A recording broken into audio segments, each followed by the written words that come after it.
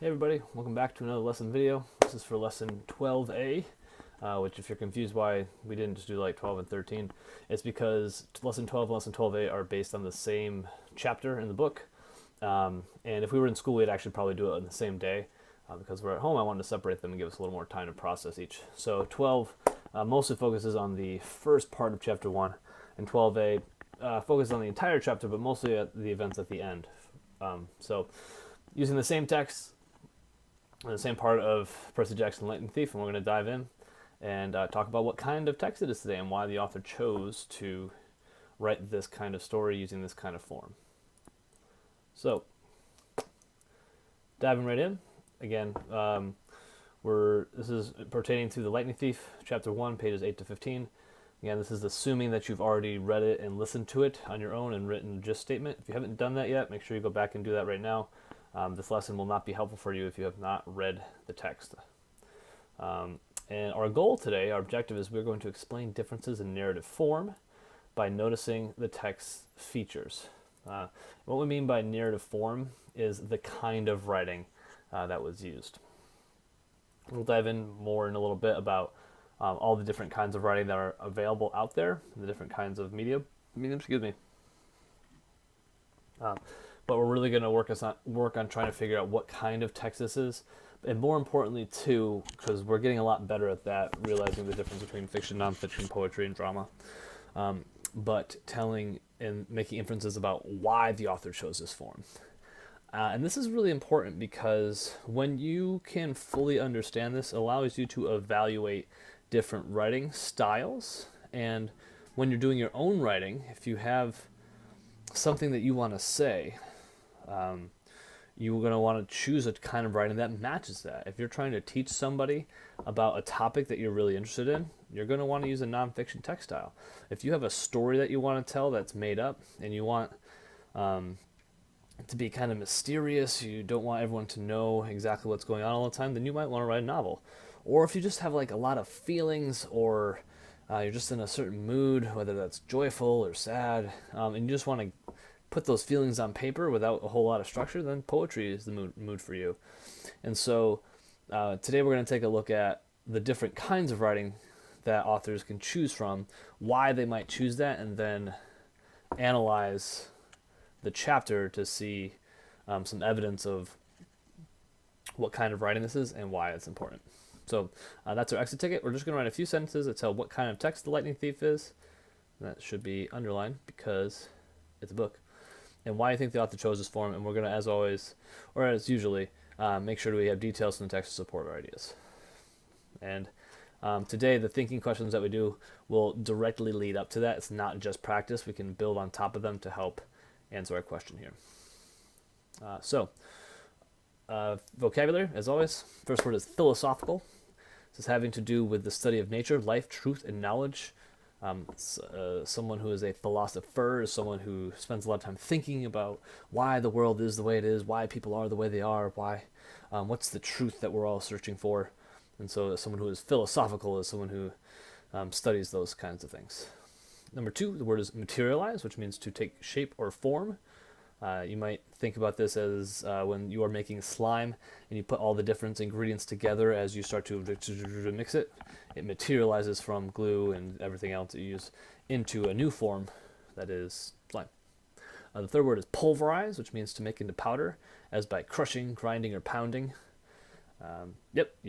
Something is smashing something so much, or grinding it down until it is a very small sand-like substance. Number 4, the word is talons. Those are the sharp claws of a bird or animal. As cute as little birdies can be, if you've ever looked at their feet, they're like dinosaur claws. And that's what talons are. They're just very, very sharp claws, usually of birds. Sometimes other animals, but mostly birds. And these 2 words are a little more specific. The first word is frieze. This is an architecture, an ornamental band with lettering, design, or sculpture, often around the top of a room or building. Some people think of it as like an archway, and along that archway there'll be designs and pictures of things. Sometimes you see it when you walk into the school. We have a design on some archways that make it look nicer. And then number 6, the word is sulfur. a substance found in the form of pale yellow crystals that is used in making matches, gunpowder, and fertilizer. Sulfur has a very distinctive smell. It smells a lot like rotten eggs. We experience it in the city sometimes when our water isn't doing so great. It might smell a little sulfury, but it's a mineral that's in the ground that sometimes gets into other substances and it's used for other things. So if you've never smelt it, then you don't really know. But if you smelt it, you know exactly what I'm talking about. It's only something you can really experience. Cool. We're going to dive right into our activation to get us set up for today's lesson. So in this section of the text, Percy faces a bully. Nancy Bobfits. What do you think is the best way to handle a bully? So go ahead, take a few minutes to think about it, pause your video, and answer the question as best you can. Now that you're back, there's a bunch of different ways. I personally think the best way is to agree with the bully and then compliment them. Someone says, "You're stupid." You're like, "You're right, bully. I think I wish I was as smart as you." And the more that you compliment them, the harder it is for them to make fun of you. So, and if you agree with what they're saying, they can't really fight with you. And you just have to have the strength of conviction to know that what they're saying is probably not true, and not let it bother you. So that's my way of handling it. And for those of you who've talked to me about it, sometimes you find out that it works. Awesome. So again, what we're going to dive into today is the narrative form. The narrative form and noticing the text features. So we're actually going to take a look at a pretty information-heavy poster that I made that will be a lot of words, and I'm going to talk quite a bit, but hopefully it'll be just set our mind so that we can look back at this poster later and to help us make the decisions that we do for later in the questions. So here we go, talking about narrative forms. Again, as always, our objective here, we are going to explain differences in narrative form by noticing the text features. And the only word we really need to know that you might hear me use is this word genre, which is a category or of a kind of creative expression that shares similar features. Okay, we've used this word genre all throughout the year. When we ask what genre of text is this, we always ask it's fiction or nonfiction. We can also see that it's poetry or drama. A lot of those times they fall under fiction, but they can also be nonfiction as well. And this is genre means that they're in that category because they have a lot of similar features. They have very similar qualities. Just like if you were to put your shirts into a genre, okay, you might have pink shirts and green shirts and blue shirts. They're all shirts, but they're all different kinds of shirts, or t-shirts and sweatshirts, and they fall into different categories because they have similar features. All right. Be ready. This is going to seem like a lot, but I'm going to try to break it down pretty simply. Talking about narrative forms. Whoa. Okay. These are 4 main types of text, of narrative forms: poetry, fiction, nonfiction, and drama. We've talked about these 3 a lot. We started to see a little bit of drama recently. Yep. And we're just going to go through and talk about each one, giving some examples of things that you've seen in those versions, and then talk about why an author might use that version. Okay. So the first thing that you'll see is that each one of these groups has features that usually fall into these categories. And again, I want to actually say this for this whole chart. These are things that are usually true, almost always true. As different genres get written by different people and they start, genres start to blend a little bit more. They start to mix different features from one kind of text to another. You might see a very, very short poem that actually works like a fiction story with a character and a problem. But these are things that are generally almost always true, especially for us younger, as we're younger. As we get older, things get a little more complicated. But everything that's on here is usually true, but there are definitely exceptions. And so, again, talking about the features that you'll see in these different forms. For poetry, we know that it's usually shorter, not always, but usually not a very, very long text, that there's sometimes rhyming words, not always, but again, sometimes. It's usually pretty emotional. The emotional can be very, very different. It can be sad, depressing, or really excited and happy, or trying to just make a feeling. Okay, we usually know that there's figurative language, that the author will try to compare things that we don't know to things that we do know to help us understand. And most of the time there's funky line breaks that break the poem up to in stanzas that make it look a little bit different than other kinds of writing.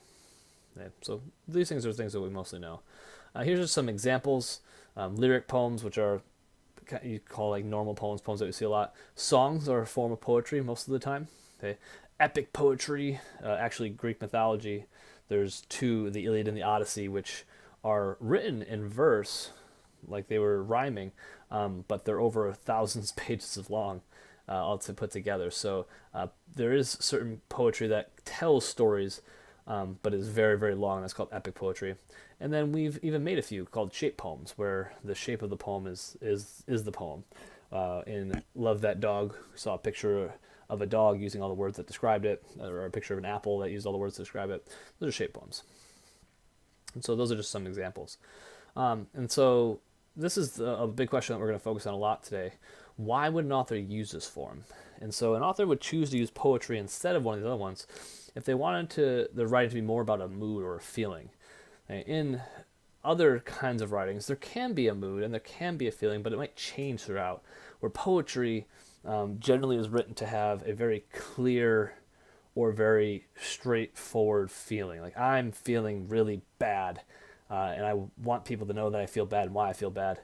So I'm just going to put words on page that make other people feel bad too. Or I am so, and like this is when it comes into songs, I'm so in love and I want to tell this person I'm in love with them, so I'm going to write a poem, and I'm not worried about characters and a problem or a story. I just need to express how I'm feeling. And so an author will usually use poetry to express a feeling or a mood rather than just trying to tell a story. Okay. Now we're going to jump over to fiction. The things that we see in fiction are typically characters, people, or animals, setting where things happen. These characters will have problems, and then they'll try to solve those problems. Those are really the big features that we see in fiction. And obviously it gets more complicated than this, but those are, if you see these things, it's likely fiction. Okay, here's a couple examples. Realistic fiction, things like, I'm trying to think what realistic fiction we've read this year. I don't know if we've read much realistic fiction. A lot of it's been historical fiction. But I think of most of the books that we enjoy the most, like Diary of a Wimpy Kid, or other books like that we read are actually realistic fiction. Anything by Roald Dahl is usually realistic fiction. No, he's more fantasy. Never mind. But yeah, things that can be true, stories that make sense, that fit in the world that we live in. Fantasy is a made-up story in worlds that don't exist, dragons, monsters, magic, things like that. Mystery is, there's a mystery that's trying to be solved, and throughout the book you're trying to figure out who did what. Historical fiction is like what we've read with Tolliver's Secret. It's a made-up story, but it's based on true events, happens in certain times. And then the ones that we're diving into now, myths, folk tales, and fables, that may or may not have been based on something that's true, but are often made-up stories that are really trying to tell a point or show a culture from where they came from. And there's a bunch of other different kinds of fiction too, but these are the kind of the main ones that we deal with. And so why would an author choose this form? Because the author would choose this form because they want to tell a story. They either have an experience they want to share with other people, or they've made up a character that they think would tell a really interesting story. But the idea is complicated. With poetry, poetry can still be complicated, but it's really just one or two really strong feelings.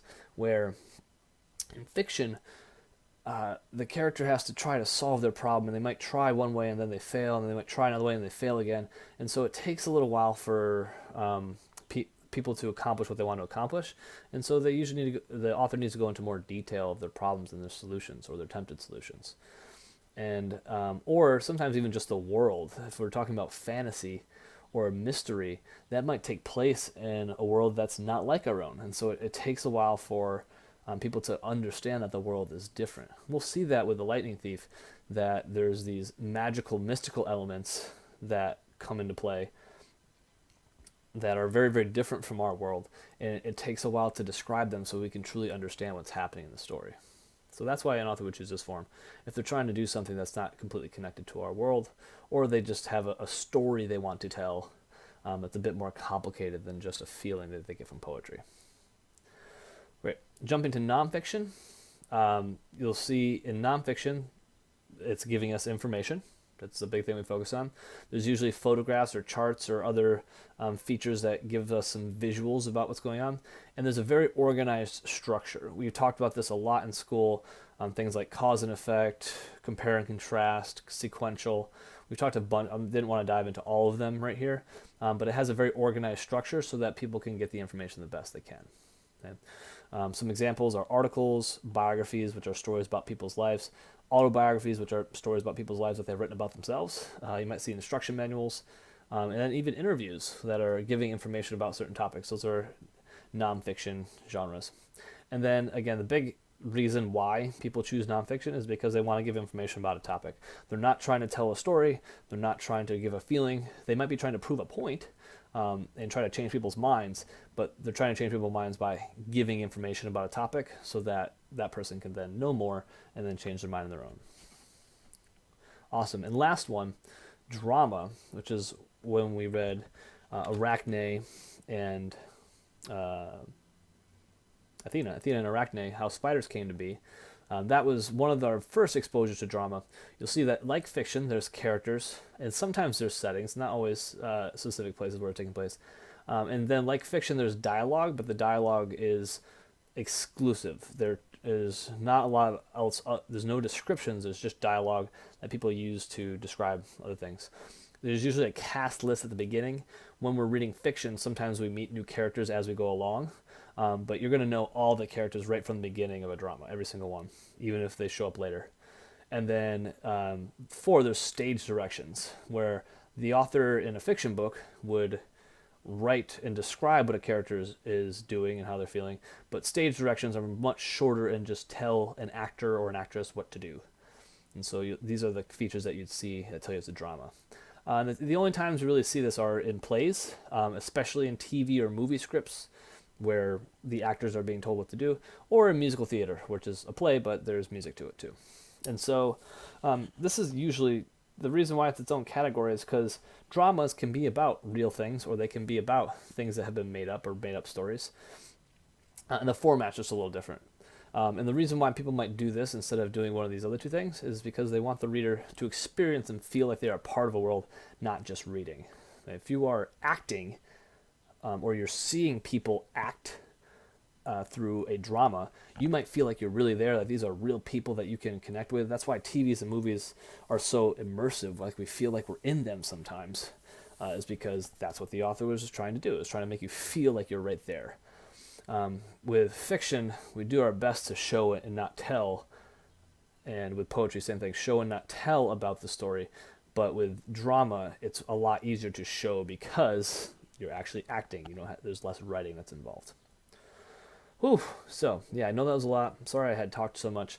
When we get to this again, I'll show this, and this is a reference that we can use as we're going through the questions to really help us figure out what kind of writing we're experiencing with the Lightning Thief. I'm sure many of you already have your own thoughts and answers about that, so we're going to use that information pretty well. All right, here we go. So this is diving into, these questions are going to help guide us to answer the exit ticket. So the first one says, explain why you think the author chose the title he did for chapter 1. Before you do that, I'll just even go show you the title. The title is right here. It says, I accidentally vaporize my pre-algebra teacher. So go ahead and take a moment, pause the video, and do your best to answer that question, and then we will talk about it together.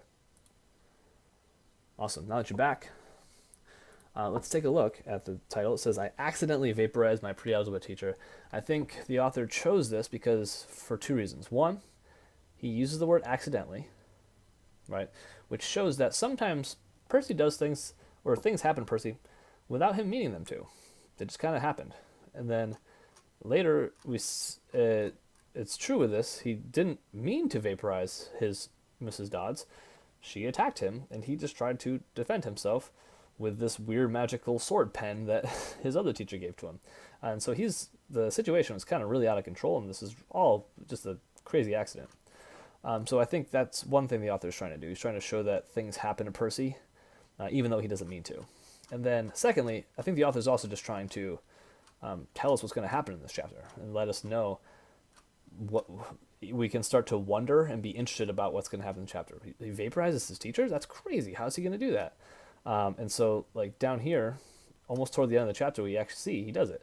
Mrs. Dodds was a sandcastle and a power fan. She exploded into yellow powder, vaporized on the spot, leaving nothing but the smell of sulfur and a dying screech and a chill of evil in the air. Go away. As if those two glowing red eyes were still watching me. And so the author tells us what's going to happen before it does, so that we're interested. I want to know, how is this kid going to vaporize his teacher? That seems like a really bad thing. It ends up not being bad. She was evil and a monster, apparently. But that's what got me interested and wanted to read it. So I'm going to use those two reasons. So I think the author chose the title for two reasons. First, I'm going to actually go in reverse order. I think the author wanted to get us interested in finding out how exactly Percy vaporizes his teacher. Secondly, I think he used the word accidentally to show that sometimes things happen to Percy without him meaning to. Cool. So, and also this idea of a chapter 1 gives us a hint about what kind of writing this is. All right, number 2. How does using Percy as a narrator and character affect what readers understand about events? So this is kind of a tricky question, but you have to think. Here's a little bit of guiding help. It's asking how Percy, being the narrator or character, affects what readers, what we understand about the events of the story. And so to help you, think about, what if Percy wasn't the narrator? Think if another character in the story, maybe Grover, maybe Mrs. Dodds, maybe Mr. Brennan, or if like there was a third person perspective where there was someone outside of the story telling it. How would the story be different that way? And that can guide you into the direction of how using Percy as a narrator affects what we, the readers, understand about events. So go ahead, pause the video, look back in the text, take a few minutes to answer this by yourself. Awesome. As we're diving back in, you're going to see that 2 and 3 are pretty connected. So let's take a look back at the text. Here's some things that I think really affect us. I think that, again, there's 2. One thing that Percy, being the narrator, is that he is very confused about what happens at the end. Okay? And you'll see I had this labels for number 3 because they are number 3. But after the incident with Mrs. Dodds, he comes out of the museum, and Nancy's there, and he says, Nancy Bobbitt was still standing there, soaked from her swim in the fountain, grumbling to her ugly friends. When she saw me, she said, I hope Mrs. Kerr whipped your butt. I said, who? Our teacher, duh. And he said, I blinked. We had no teacher named Mrs. Kerr. I asked Nancy what she was talking about. So she says Mrs. Kerr, and he has no clue what's going on. This happens again with Grover. He says Mrs. Dodds, and Grover says, who? And same thing with Mr. Brenner. 3 times he asks, what happened? Who's Mrs. Dodds? And all 3 times, the people he's talking to have no idea what's happening. So he's incredibly confused. And since he's confused and he's telling the story, we are also confused. We don't know what happened there. Why is she a monster? How did she turn into a monster? How did this this pen turn into a sword? So just like Percy is confused, we are also confused as readers. We have no idea what's going on because he doesn't. Okay? We also get to see a bit of his personality in the way he describes things. Okay, like here, it says, the look in her eyes was beyond mad, it was evil. Okay? If this was a different narrator, we would get a different perspective. We would understand exactly how Percy was feeling. Same thing here. Then the weirdest thing happened. Her eyes began to glow like barbecue coals. Okay? I'm sure Mr. Brenner wouldn't describe someone's eyes as barbecue coals. I think that's something that Percy described as. So we get to know his personality pretty well ahead. I think He really has low self-confidence. We see that here. He never made a C minus above his life. He's got dyslexia. He has low self-confidence, and we see that in the way that he describes people and himself. Like up here, right here, where he says, when our sixth grade class took a field trip to Manhattan, 28 mental case kids who 2 teachers on a school bus. So he's called himself mental kids. He says that he's a troubled kid. He says, yeah, you could say that.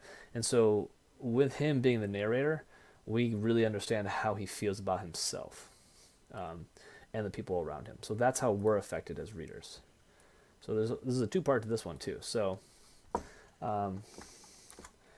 using Percy as a narrator affects us as readers in a couple ways. First, since he is very confused about what happened at the museum,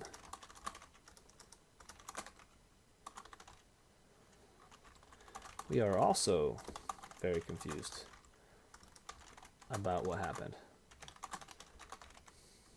That's the big one. Lastly, we get to understand a lot about how Percy feels about certain people and himself, because he is the one describing them, not anyone else. Yeah, so we don't know what any other teachers or students think about Percy or think about the incidents or the events at the museum. We only know what he thinks and what he feels. It's one of the perks, but also the downsides of using first-person perspective. All right, cool. And we've already talked about this a little bit. Why is Percy so confused at the end of the field trip? Use evidence and examples from text to help explain Percy's confusion. We talked about it a little bit, and there's a few reasons, so go ahead and pause the video, go back and check your text, and answer this by yourself. And now that you're back, we're going to focus back in the text. The examples are pretty much the same from last time, and we can use these texts. Here he asked Nancy who Mrs. Dodds was. She says she doesn't know. He asked Grover where Mrs. Dodds was. He doesn't know who she is. Even the lead chaperone, Mr. Brenner, doesn't know who or where Mrs. Dodds is. And so he's really concerned because everyone he asks about her has no idea who she is. He's also confused because she attacked him and turned into a monster. But they have him back here. She seemed to just be a regular person, but then all these strange events that he has no explanation for, her trying to kill him, him actually killing her with a sword that was a pen, all that is very confusing. And so any one of those examples is something that you can use. I'm going to use the ones that we have the most evidence on. Percy is confused at the end of the chapter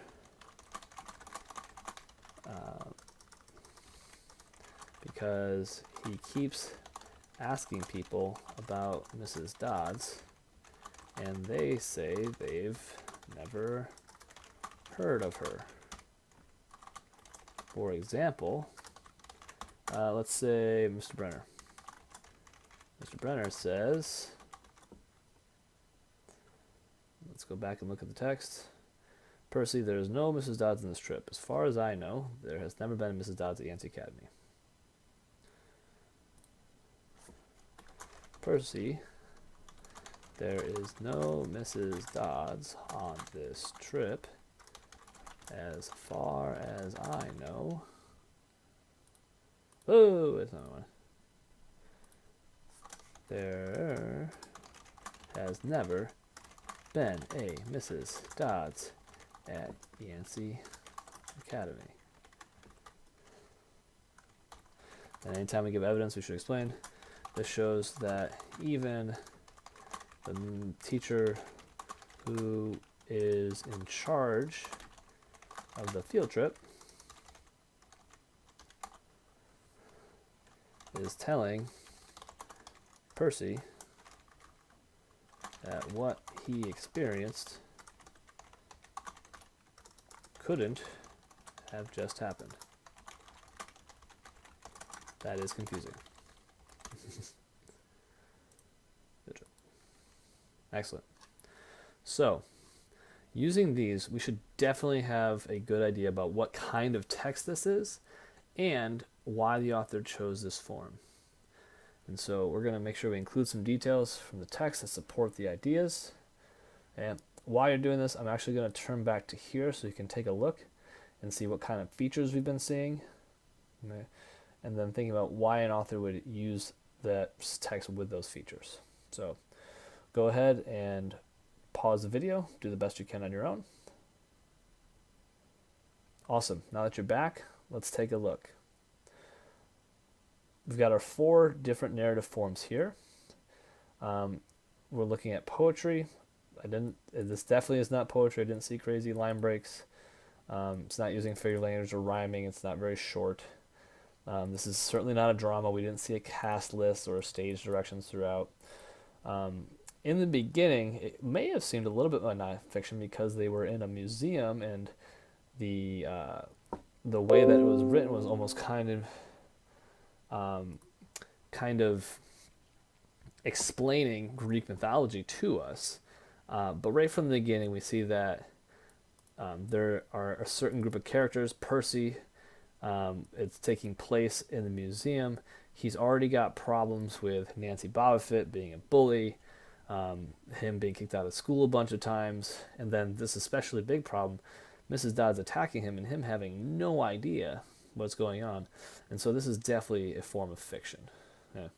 And we can even dive in a little bit closer and say that this is fantasy, because Mrs. Dodds has just turned into a monster and attacked someone. This is certainly not realistic. And there's also other magical elements where a small pen turns into a sword, and when he slices through someone, they turn to dust. This certainly sounds like a fantastical story. So we can say that for sure. So let's start by by typing that out. I'm going to do it this way, underline. The Lightning Thief is a fiction fantasy text because already there have been many characters like Percy and Grover.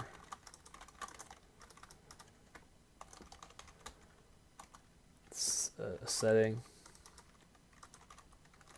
the museum, and problems like Percy vaporizing Mrs. Dodds and not knowing what has happened. Yeah. Now, the second part, why the author chose this form. Let's take a look. Why would an author choose this form? They want to tell a story about a person and world or idea that's more complicated. And so already we can see that the world is going to be a little bit more complicated, that there's going to be these elements of Greek mythology that turn up. And also, it seems like Percy is a person who has a lot of interesting problems that are going to take some time for him to figure out, and for us to figure out, and for him to grow. And so I think the author chose this form so that we can see Percy learn to solve his problems or learn to overcome his problems over time. Because if this was a poem, he couldn't do it. It just wouldn't be enough time. And this was a drama, it could possibly happen, but that would have to be a very, very long drama for that. So I think and you wouldn't really be able to see inside Percy's head all that much. You'd see a lot of what the other characters are thinking too. In this case, we get to see the kind of things that Percy's dealing with, how he's going to learn to solve his problems. And so I think there's a bunch of reasons for this, but this is the one that comes foremost in my mind. If you have a different one, you can certainly answer this. I think the author chose this form because he wants us to understand what Percy is thinking and see how he learns to face and hopefully overcome the problems he has had and the problems he will have.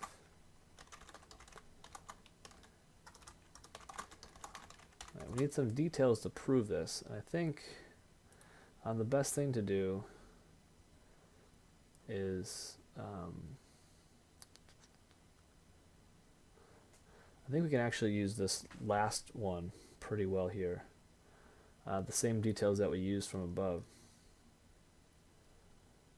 Him being so confused. So I'm going to use this.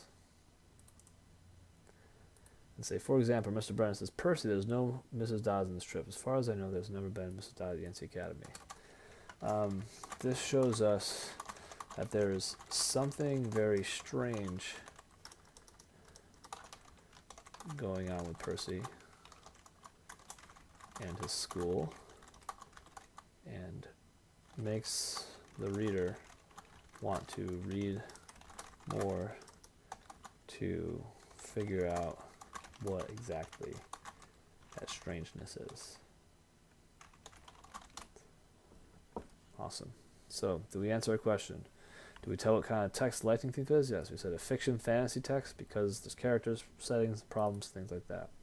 And why I think the author chose that form. We sure did. We explained that I think the author chose this form because he wants us to understand what Percy is thinking and see how he learns to face and hopefully overcome the problems he has had and the problems he will have. Then we have a detail from the text that shows that Percy is confused, and we explain that evidence. So there's a lot of different responses that you can have here, especially for why the author chose this form. So make sure that you use this chart here to help you make a smart guess about why the author chose to do a fantasy fiction text. I know that was a lot of information. Hopefully in the future we can just use that page as a reference to talk more about why the author chose the form that he did. And when we read new text, or when you experience new text in the future, those things will stick in your brain of, okay, there's one of these four, and there's certain reasons why authors will use one, but not the other. That is the end of Chapter 1 lessons, and we will be diving into Chapter 2 and Chapter 3 next time. So stay safe, and we'll see you on the next lesson.